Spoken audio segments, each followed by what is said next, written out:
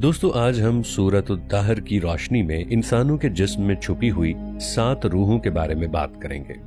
एक इंसानी जिस्म में 7 किस्म की रूहें पाई जाती हैं। आज हम इन्हीं रूहों को समझने की कोशिश करेंगे। दोस्तों, दहर जमाने को कहा जाता है। इस सूरत का नाम दहर इसलिए रखा गया कि अल्लाह ताला ने इस सूरत की पहली आयत में ही जमाने का जिक्र किया है। इस सूरत के पढ़ने से अज़दवाजी ताल्लुकात में बेहतरी आती है। अगर कोई शख्स कसरत से इसकी तिलावत करे तो उसकी कुव्वत हाफिजा में बहुत तेजी से बेहतरी आएगी। कुरान मजीद में अल्लाह ताला का इरशाद है, जिसका मफहूम है, वो लोग जो इल्म रखते हैं और वो लोग जो कुछ नहीं जानते, क्या ये लोग बराबर हो सकते हैं। कुरान मजीद की इस सूरत की इब्तिदाई आयात में अल्लाह ताला ने इंसान के पूरे वजूद को बहुत बारीक बीनी से बयान किया है, यानी हम कौन हैं, हमारी तख्लीक का मकसद क्या है। अल्लाह ताला इस सूरत में फरमाता है कि इंसान पर जरूर एक ऐसा जमाना भी आया है कि इसका कहीं कुछ भी जिक्र न था। दोस्तों, अगर इन्हीं आयात को जदीद साइंस की रोशनी में देखा जाए तो वो इंसान के दौरे हयात का पहला मरहला होता है, जब इंसान महज एक खुलिये पर मुश्तमिल होता है और इस खुलिये के अंदर भी जान होती है और इसमें भी एक रूह आबाद होती है। इंसानी जिस्म में रूह का जो पहला मरहला आता है, इस रूह का नाम रूह जमादी है। तब इंसानी जिस्म सिर्फ एक पानी में तैर रहा होता है। अल्लाह रब्बुल इज्जत का इरशाद है, जिसका मफहूम कुछ यूं है, हमने इंसान को इर्तिका के मराहिल से गुजार कर बतदरीज नर और मादा दोहरे खुलियों के एक मखलूत नुत्फे से पैदा करना शुरू किया। अगर इस आयत को साइंसी एतबार से देखा जाए तो ये नुत्फा जनीन कहलाता है, ये रूह नबाती कहलाती है। फिर अल्लाह ताला इरशाद फरमाता है कि हमने इंसान को मिले जुले नुत्फे से पैदा किया ताकि हम इसको आजमाएं, तो हमने इसको सुनता देखता बनाया। दोस्तों, जब बच्चा मां के पेट में 2 माह और कुछ दिन का हो जाए तो वो जनीन से हमील में तब्दील हो जाता है, तो उस वक्त उसके अंदर अल्लाह ताला एक रूह डालता है। इस रूह को रूह हैवानी कहा जाता है। दोस्तों, अल्लाह ताला ने इस दुनिया में जितनी भी मखलूकात पैदा की हैं, वो सब इन्हीं इर्तिका के मराहिल से गुजर कर इस दुनिया में आती हैं। फिर अल्लाह ताला का इरशाद है, जिसका मफहूम कुछ यूं है, यकीनन हमने इसे रास्ता भी दिखाया, अब वो खा शुक्रगुजार हो या नाशुक्रा। इन तमाम मराहिल से गुजरने के बाद इंसान का दिमाग तख्लीक किया जाता है। रूह हैवानी के बाद इंसान इस काबिल हो जाता है कि इसकी रूह के ऊपर एक ऐसी रूह उतारी जाए जो इसको कंट्रोल कर सके। इस रूह को रूह इंसानी कहा जाता है। रूह इंसानी अल्लाह ताला की तख्लीक करदा चौथी रूह है और इंसान इसी रूह के साथ दुनिया में आता है। दोस्तों, इंसानी रूह के साथ एक और रूह भी मुंसलिक है। इस रूह को रूह सीरानी कहा जाता है। हमारी इस रूह का ताल्लुक फरिश्तों की दुनिया के साथ है। ये रूह फरिश्तों के आलम से हमारे साथ जुड़ी हुई है। रूह सीरानी के आगे भी एक दुनिया आबाद है, जिसे आलम जबरूत कहा जाता है, और इस मकाम पर आबाद रूह को रूह सुल्तानी कहा जाता है, और ये हमारी रूह हैवानी और सैरानी के साथ भी मुंसलिक है। फिर इन सब से ऊपर एक और डायमेंशन है, जिसे आलम लाहूत कहा जाता है। इसमें मौजूद रूह कुदसी अल्लाह ताला का अता करदा एक खास तोहफा है। तो दोस्तों, ये 7 किस्म की रूहें हैं जो अल्लाह ताला ने बतदरीज इंसान के अंदर दाखिल की हैं।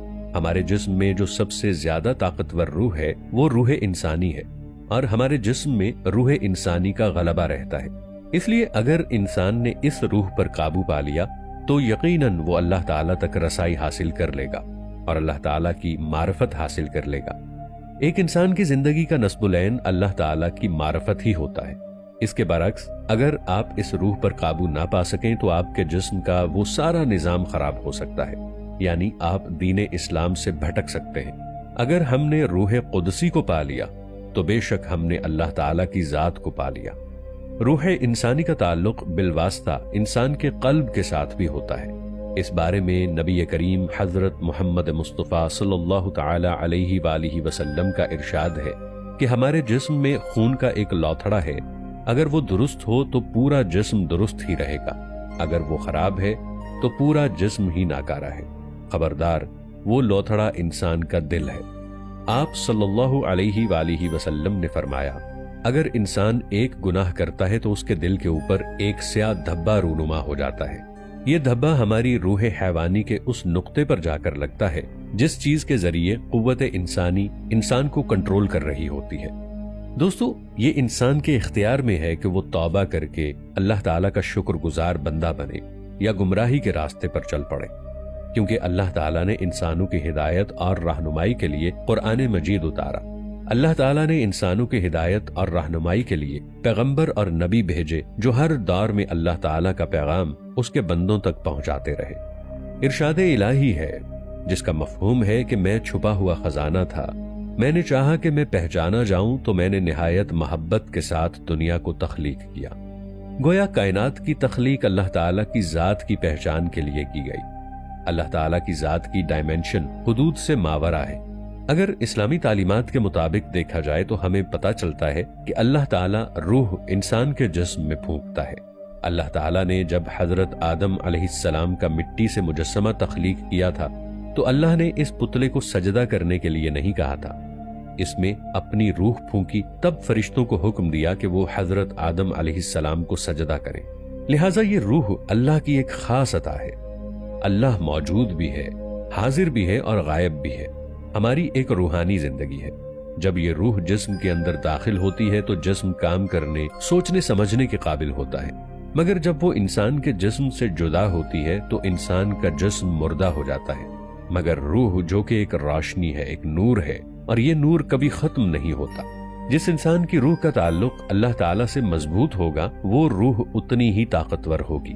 حضرت عبداللہ ابن مسعود رضی اللہ عنہ سے مروی ہے کہ میں نبی کریم صلی اللہ علیہ وآلہ وسلم کے ہمراہ مدینے کے کھنڈروں میں چل رہا تھا، اور آپ صلی اللہ علیہ وآلہ وسلم کھجور کی ایک چھڑی کو زمین پر ٹکا کر چلتے تھے کہ یہود کے کچھ لوگوں کا آپ کے پاس سے گزر ہوا تو ان میں سے ایک نے دوسرے سے کہا کہ آپ صلی اللہ علیہ وآلہ وسلم سے روح کے بارے میں سوال کیا جائے۔ اس پر کچھ نے کہا کہ نہ پوچھو، کوئی ایسی بات نہ کہہ دیں جو تمہیں بھلی نہ لگے۔ پھر ان میں سے ایک شخص نے کہا کہ ہم ضرور آپ سے پوچھیں گے۔ چنانچہ ان میں سے ایک شخص کھڑا ہو گیا اور کہنے لگا کہ اے ابو القاسم صلی اللہ علیہ وآلہ وسلم، روح کیا چیز ہے؟